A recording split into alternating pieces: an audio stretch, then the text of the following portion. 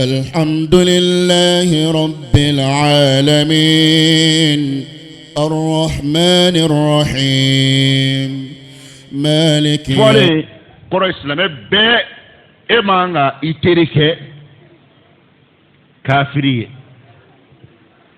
سابو أفلا تسيكا نيونسر إكو إتري على يكيبي على في ما منكو كاتي على في إبسكو فلا فرانيوانغان تودي kari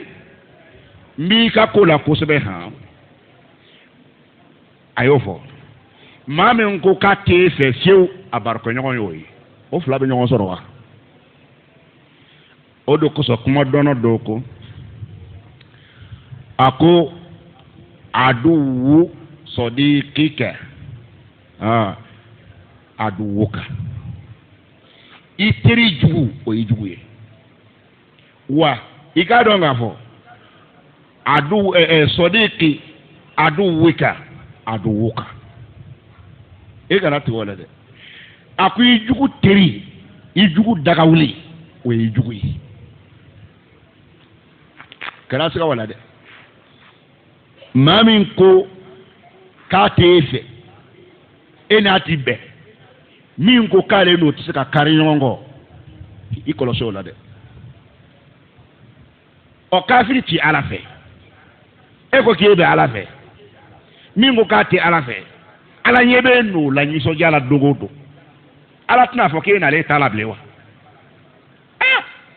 e ko k'i bɛ diinɛ min na maa min ko o diinɛ sabote k'o diinɛ lagosi a mago t'a la a b'a dɔgɔya k'a cilen dɔgɔya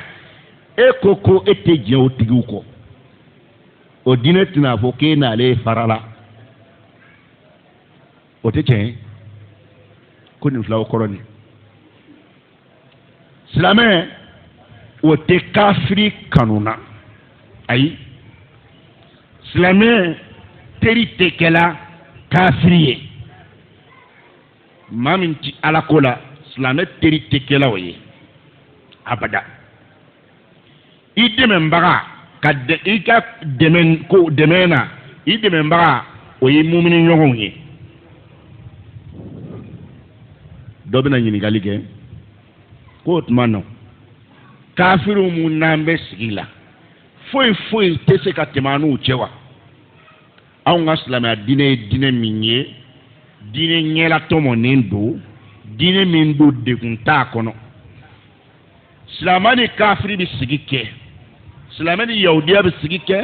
silamɛ ni kerecɛn bɛ sigi kɛ n'a ye sigi kɛ sigi fana laadaw bɛ se ka tɛmɛ aw ni ɲɔgɔn cɛ. A faamuna sanni feere ɲɔ feere ma n yɛrɛ y'i ka ɲɔ n ka ɲɔ san i bolo i k'a san bolo olu ye adamadenya baaraw ye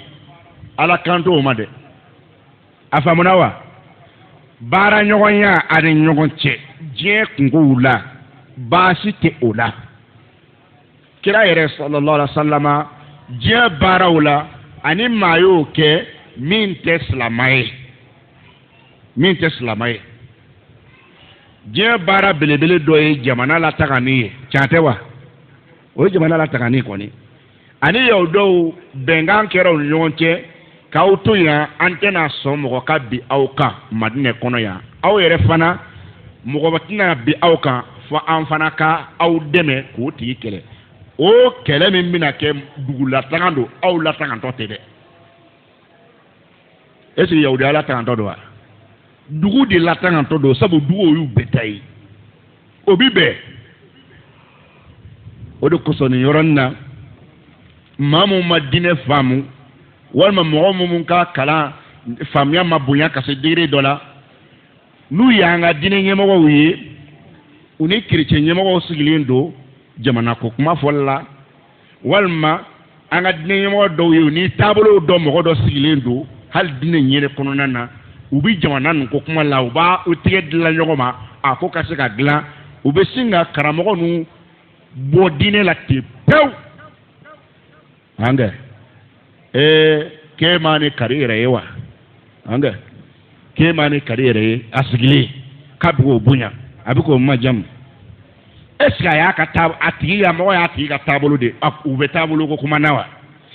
eni mo jena kuma ye layru sorati la ye denanya sorati la ye jogonyuma sorati la o fobali ya te fitri wala yayi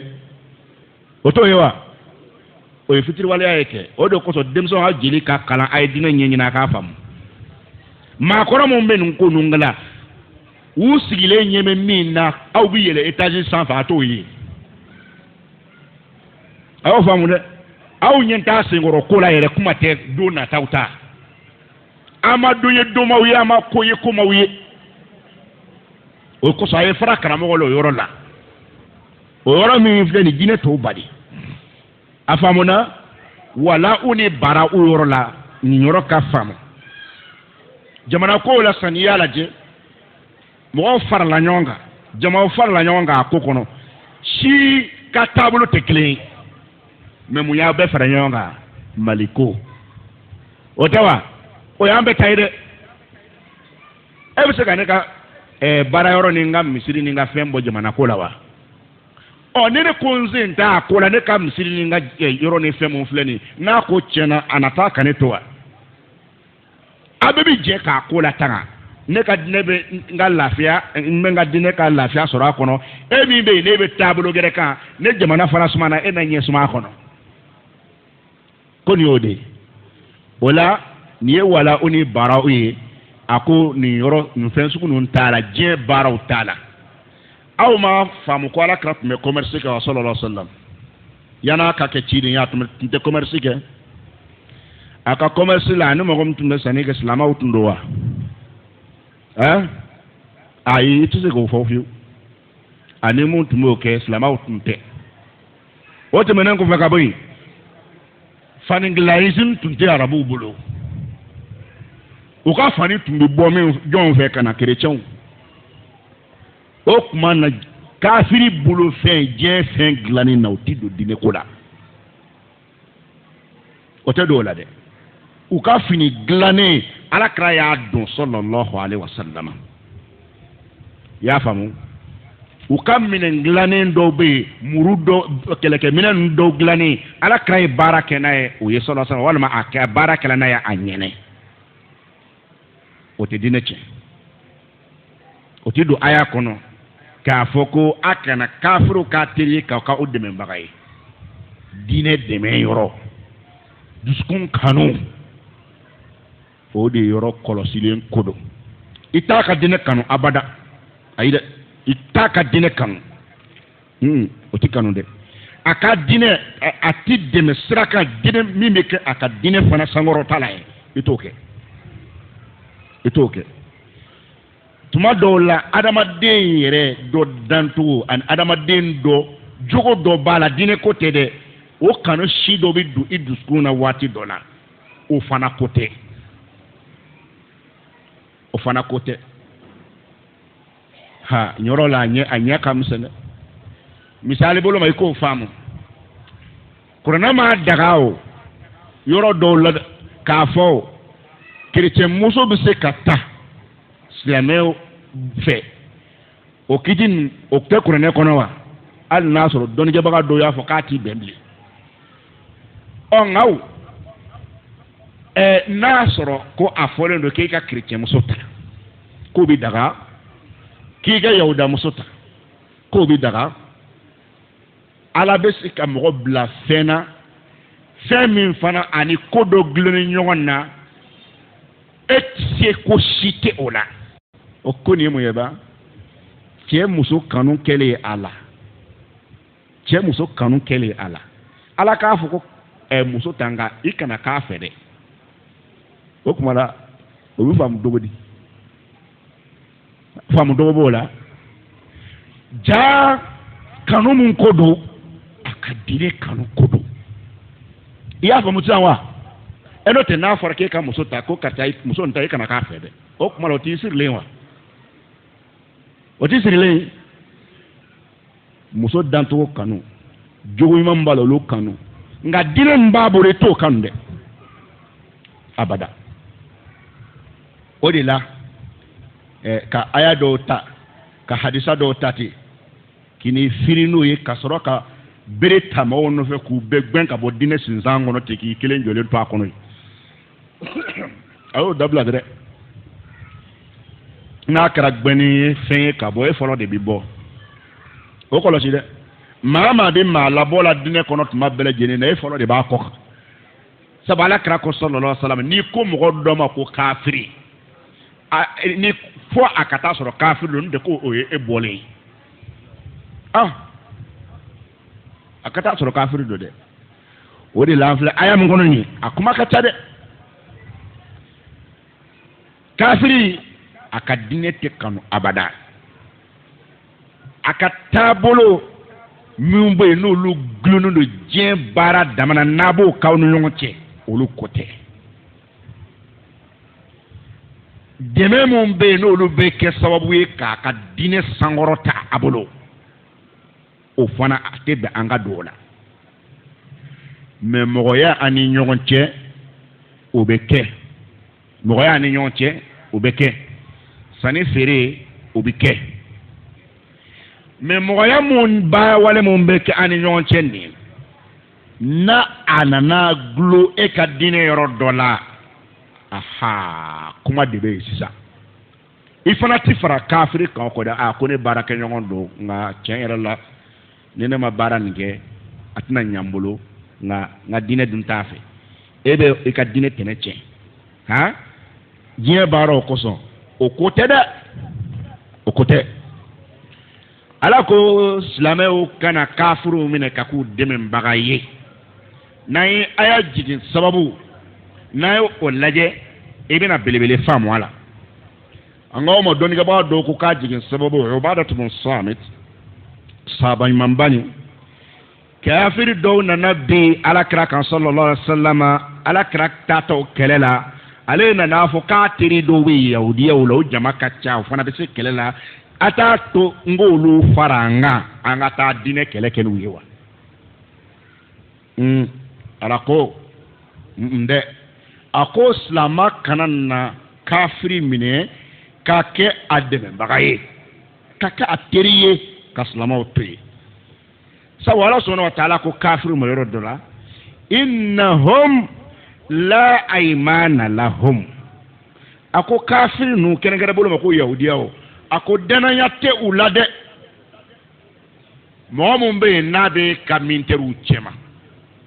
e komandaye e yo farao ka ta jugu kele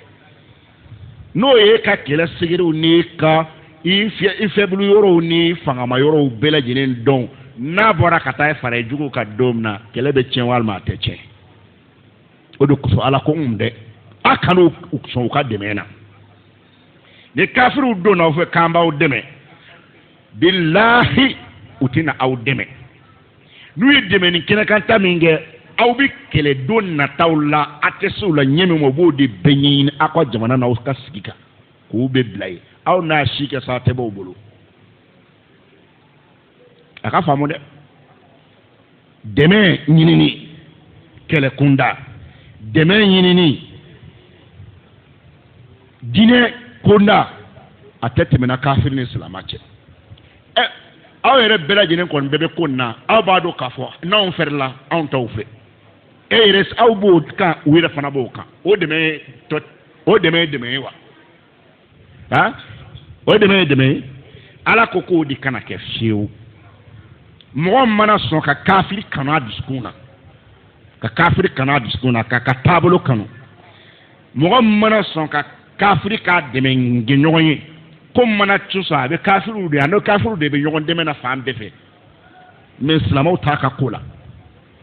ako ne mami yen ngayni ala te ini dinete afamuna nyorani amanu ne islamati kafiri kanuna aka dine koso abada islamé fana tek ay deme mbaka kala kafiri ni ina ke nyogon deme nyogon abi don fo ase a doni dana kele yere laik kele kenyo doni kasa dana o de ni sunna suri o de sena yere klange de we folo kele kenyo nyini ka don a fanjo nga gri a fanjo nga fege miriya jon di bala aka kuma o sefe ni i b'a ye mun de y'a nege mun de ka d'a ye mun de man d'a ye ka nin bɛɛ dɔn a la ka sɔrɔ k'i minɛ n'o o fɛn ninnu ye o de la ko an kana na kafuru kɛ an teri ye o ti kanu kafuru an kana n'u minɛ k'u kɛ an dɛmɛbagaw ye a ko yɔrɔ gɛrɛ la yahudiyaw ta o tɔgɔ ma o bɛ ɲɛfɛ يا أيها الذين آمنوا لا تتخذوا اليهود والنصارى أولياء أكاكنا يهوديو كريتشون وأكنوا من كوك أو ترويه كوك أو دم بغويه بعضهم علوم فلان كريتشون يهوديو ده أولياء بعض olu dɔw de dɔw teri olu ye ɲɔgɔn kanubaga olu ka kɛ ɲɔgɔn fɛ kerecɛnw dama bɛ ɲɔgɔn fɛ yahudaw dama bɛ ɲɔgɔn fɛ olu dama bɛ ɲɔgɔn dɛmɛ sɔrɔ ومن يفعل ذلك ومن يتولهم فأولئك هم قرنته فإن الله لا يهدي القوم الظالمين أما سيف الله ومن يتولهم منكم فإنه منهم نما مني وكيكري كوكي دمن بغاي على كود أكو يودوي يامي على كو يودوي أصر لك نافو دمني كانوا إنما وليكم الله أو ترينا ودمن بغاي ودي علي ورسوله نتريا بتماني من جو كان على كراسة الله صلى الله عليه وسلم أكان كرافنا كدمين كنو والمؤمنون أتري كان كمؤمنون أفنا كان كل ذكر دمين كنو ومن يتولى الله نما من على كتريه كعلى كي كوكينيون ورسوله كاكتشيدن كي تريه كوكي كوكينيون والمؤمنين ورسوله والذين آمنوا أن ما منكر الدنيا ومغم من نكده الله سبحانه وتعالى قولوا كبريانا فإن حزب الله هم الغالبون على كجمع كله على كبارتي كله دبنا سانسور كله دبنا جريا أفهمنا سيسا نيورا لا أنغو baara ɲɔgɔn ye tɛmɛni diɲɛ ko baara dɔw la silamani kafiri cɛ n k'o tɛ haramu ye nka a ka fɔ a ka walawala kafiri y'i wele e masɔntɔ na n ka so jɔ i bɛ taa a ka so jɔ a b'a yɛrɛ filɛ a ɲɛ bɛ maa maa la dangadenya tɔgɔmasiyɛn sɛbɛn b'o bɛɛ kan a bɛ kɛ ten laharaw maa k'i kɔlɔsi dɛ walahi maa ka maa ɲuman kanu i ni maa ɲuman min fara ɲɔgɔn kan o de kosɔn a fɔra dɔ bɛ yen kuranɛ a ye kuranɛ nin kanu k'a kanu k'a kanu k'i fira kanu a kalan kan dɔw bɛ yen ko hali a tɛ se k'a kalan wa a tɛ se k'a kalan a tɛ k'a bila a tɛ se k'a kalan a tɛ k'a bila k'o tigi sara ten cɛ n'a dɔw ye kolo fɔli daminɛ inna allaha inna musow kolo b'a la o. Kulo b'a la a k'o tigilamɔgɔ min filɛ nin ye dɛ n'a ye kuranɛ kanu ka se nin degere ma a tɛ k'a fara la a ko ala subahanahu wa taala bɛna kuranɛ yɛrɛ patɔrɔn baw a jɛtɔra baw nin bɛ bala min na kɔrɔ ta ala bɛ nin tigɛ min na ka t'o fara olu kan ten a bɛ taa a tigɛ min na ka fara olu kan mun y'a s'a ma u kanu o de la silamɛya yɛrɛ kɔlɔsi jeunes a ye lamɛn ala kama. Setana ma ɲi dɛ waati tɛmɛna kafiri dɔw ni dɔnkilidala dɔw ni fɛn dɔw y'u ka kurusiw bɔn k'a jɛɲɛ k'a se yɔrɔ dɔ la bɛɛ y'o ladeli ka taa o fɛ setana ye mɔdɛli kura bɔ bi jeunes tɛ kurusi jɛɲɛna bilen a t'o kalama sisan n'i suwalen don ka se degré dɔ la sisan a ka kurusi la a tɛ se ka jigin sen kɔnɔ dɛ o dabila la mais a tɛ jigin. A tɛ jigin dɛ nka yɔrɔ mun dabɔn bɛ datuguli kama olu fana tɛ datugu fatɔw tun bɛ dɔnni lahala mun ye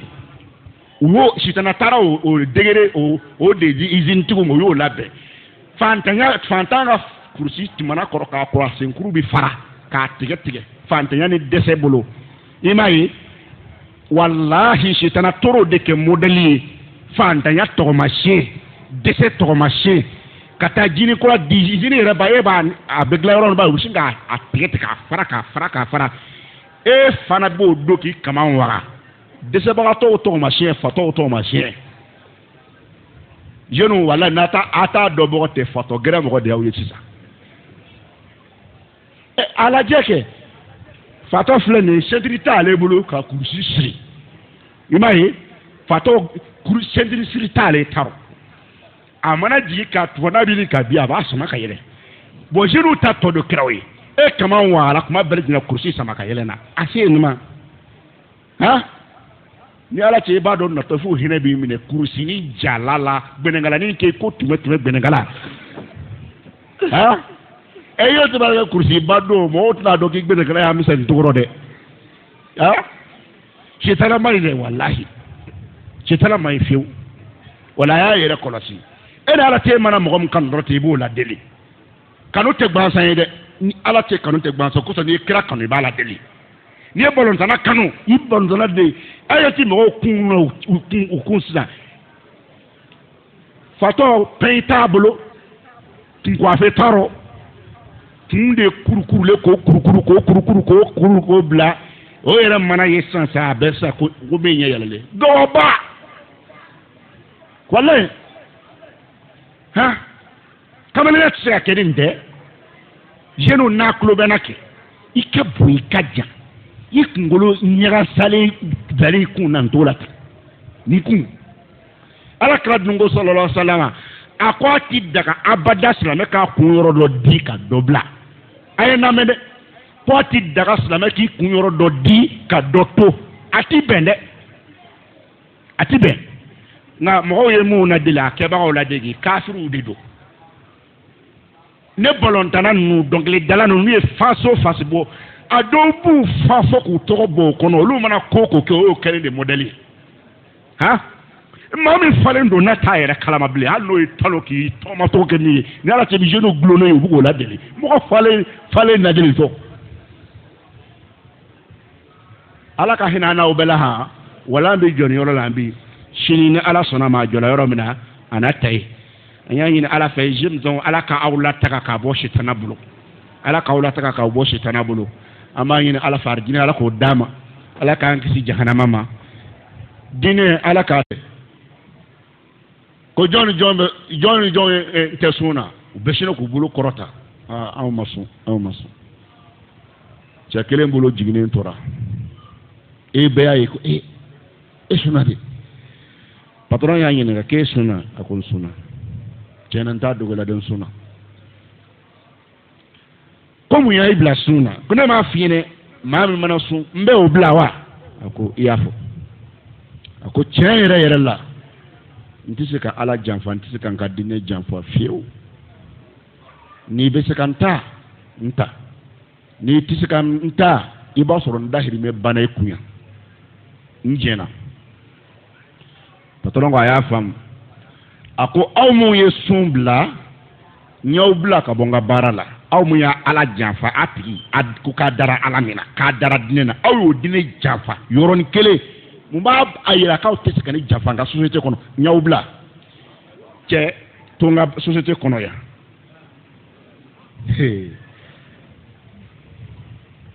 yahudiyakɛ ye a gɛrɛ a yɛrɛ la ko mɔgɔ ma sɔn ka ala janfa ne ka fɛnw bɛ se ka to o bolo o tɛ n janfa e m'a ye ala sɔnna wa taala t'a tu k'a nɔ a ko wa man yattaqillaha yaj'al lahu makhraja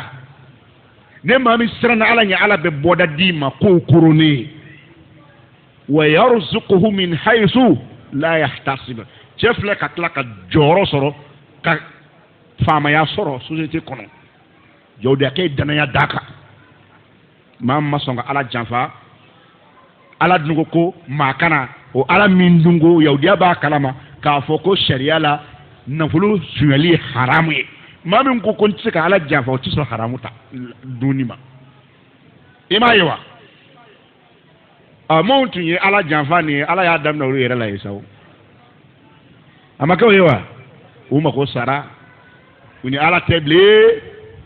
o ko ni ala tɛ wa fana baara tiɲɛna ni wulila yɔrɔ jɔn n'a fɔra min kɛ ko diɲɛ baara bɛ daga silamɛ ni kafiri cɛ nka kafiri min bɛ a ka baara sariti dɔ kɛ k'i ka diinɛ fɛn dɔ bila ye o diinɛ o mana kɛ baara o baara ye a sara mana caya cogo o cogo a to yen dɔw y'u ta ɲɛfɔ nin na seli ɛri yahudiyaw baara yɔrɔ dɔw la u tɛ sɔn ka seli ɛri bila nka dumuni ɛri bɛ yen posi ɛri bɛ yen i bɛ o kɛ mɔgɔ mun mago b'u ka diinɛ na n'u mago b'u dayɔrɔ la olu dɔw de ko patɔrɔn ma a ko patɔrɔn n diɲɛ na dumuni ɛri n bɛ min kɛ dumuni ɛri la e b'o o bɔ yen n b'o bila n ka seli ɛri tan na n b'o bila n ka tan na posi tɛ kɛ n bolo dumuni bɛ kɛ ɛri min na posi bɛ kɛ ɛri min na n bɛ o kɛ n ka seli ɛri ye a ko baasi tɛ